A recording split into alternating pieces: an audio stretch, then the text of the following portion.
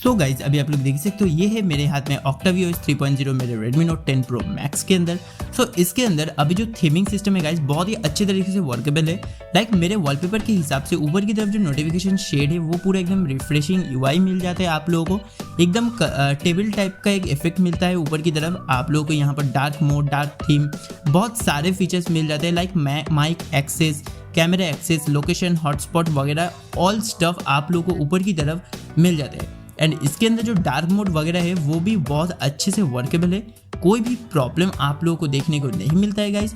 And उसके बाद यहाँ पर जब आप लोग वॉलपेपर सेट करते हो आप लोग कस्टमाइज भी कर सकते हो, अपने डार्क थीम को भी लगा सकते हो। उसके बाद थीम्ड आइकॉन भी ऑन कर सकते हो, डार्क मोड है, ऐप ग्रिड साइज है, बेसिक कलर्स है, मतलब इतने सारे ऑप्शन है गाइस, मैं आप लोगों को क्या ही बताऊँ।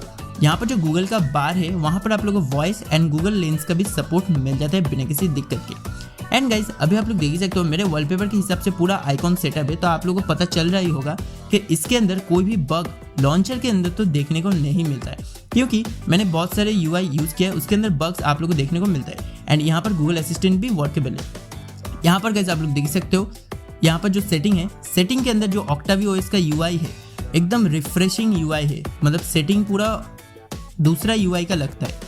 यहाँ पर आप देख सकते हो सेटिंग के अंदर ऊपर की तरफ कुछ श्लोक वगैरह लिखा गया है। मेरा नाम है सिद्धार्थ एंड यहाँ पर आप लोग देख सकते हो ऊपर की तरफ एक लोगो है मेरा चैनल का। एंड अबाउट फोन ऊपर की तरफ कर दिया गया है अभी।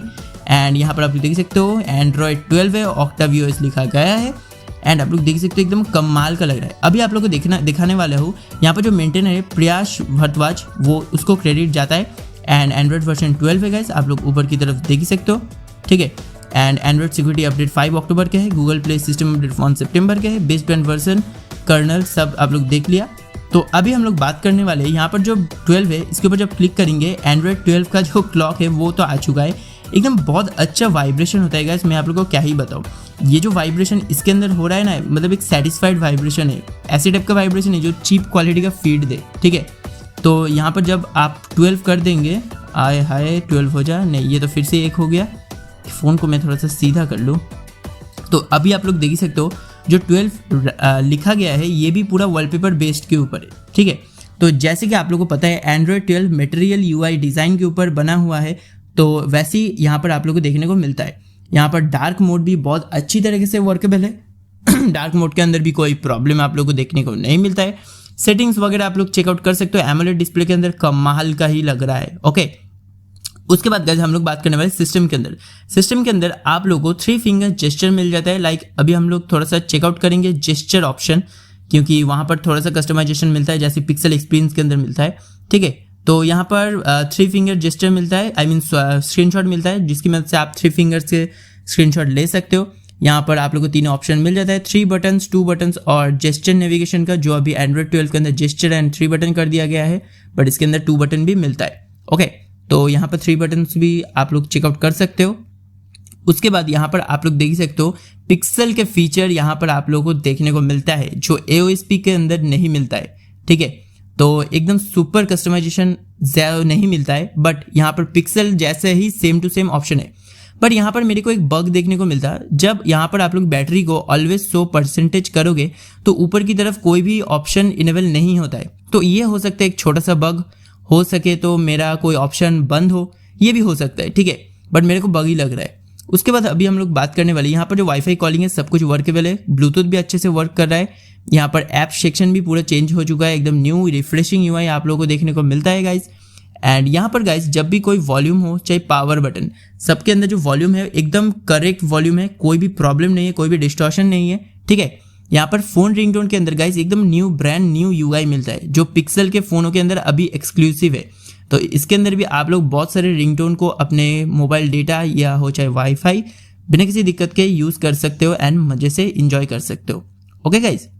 यहाँ पर बहुत सारे आप लोग देखो, यहाँ पर द बिग एडवेंचर है मेरा फेवरेट वाला रिंगटोन जो पिक्सल का डिफ़ॉल्ट होता है, वाइब्रेशन फॉर कॉल्स, यहाँ पर बहुत सारे ऑप्शन है, तो मैं सारे को यूज़ करता हूँ। एंड डिस्प्ले के अंदर आप लोगों को 120 हर्ट्ज मिल जाते हैं बिना किसी दिक्कत के। देख सकते हो ऊपर की तरफ जो नोटिफिकेशन आता है, नोटिफिकेशन ऐसे टाइप का आता है, ठीक है।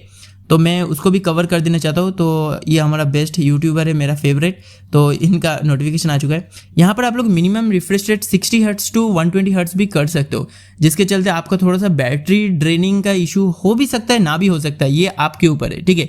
बट मैं 120 हर्ट्स ही ज़्यादा प्रेफर करूँगा। एंड गाइज इस रोम के अंदर बैटरी बैकअप एकदम सही है, आपको 5 से 6 घंटे तक बैटरी बैकअप देखने को मिल जाता है, मतलब screen on time, okay, 120 hertz के अंदर।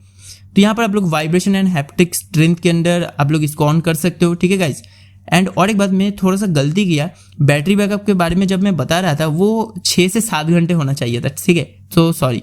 एंड यहाँ पर आप लोग देख सकते हो रिफ्रेशिंग यूआई है। इसके अंदर आप लोग को जो कैमरा मिलता है, मैंने जो कैमरे का लिंक डिस्क्रिप्शन पे दिया है, वो एंड्रॉयड 12 के अंदर एकदम वर्केबल है, कोई भी प्रॉब्लम आप लोग को देखने को नहीं मिलेगा, आप लोग ज़रूर से चेकआउट कीजिए, ठीक है गाइस। यहाँ पर 4K 60 FPS का तो ऑप्शन है, बट ये काम नहीं करता, तो ये सिर्फ बवासीर का ऑप्शन है, तो इस ऑप्शन को आप लोग इग्नोर कर सकते हो, ठीक है गाइस। अभी तो कुछ भी नहीं वर्केबल कर रहा है, जब भी ऑन करो ऑफ हो जा रहा है।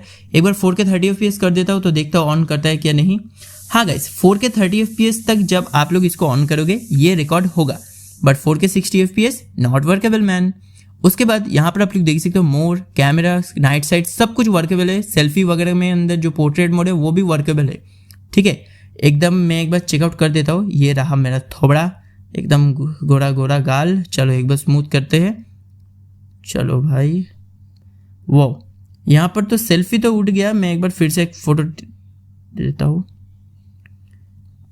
चलो गाइज, इसके अंदर गाइज सेल्फी तो थोड़ा सा मेरे को ना अजीब टाइप का सेल्फी देखने को मिलता है, मतलब ज़्यादा स्मूथ नहीं, ज़्यादा कुछ मुंह पर जितना पिंपल व दाग धब्बा है सब कुछ आप लोगों को देखने को वाले हो, ठीक है।